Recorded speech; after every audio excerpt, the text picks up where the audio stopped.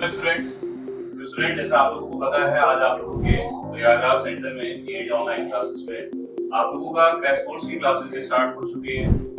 Classes आपकी online और offline दोनों मोड्स में है, जिसमें आप लोगों का क्लास के साथ साथ मेरे हाथ में आप देख रहे होंगे कि हर सब्जेक्ट के आप लोगों की जितना भी सब्जेक्ट आप लोगों का टेक्निकल एग्जामिनेशन में जितना भी आपका आता है, हर सब्जेक्ट का वर्कबुक आप लोगों के मिलेगा यहाँ पर ऑफलाइन मोड में। बाकी जानकारी आपको सर। तो यहाँ पे जैसे हमारे आपका क्रैश कोर्स का ऑफलाइन क्लासेस स्टार्ट हो चुकी है।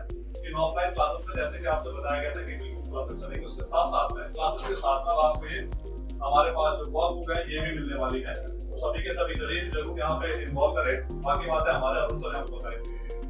एडिशनल पॉइंट ये हो सकता है कि सर इस वर्कबुक के साथ क्रैश कोर्स आपका लिमिटेड टाइम पीरियड का है और बहुत ही लिमिटेड समय में आपका पूरा का पूरा यूपीडीसीएल का सिलेबस कंप्लीट होने वाला है, जिसमें आप लोगों से ऑफलाइन ऑनलाइन दोनों में थैंक यू।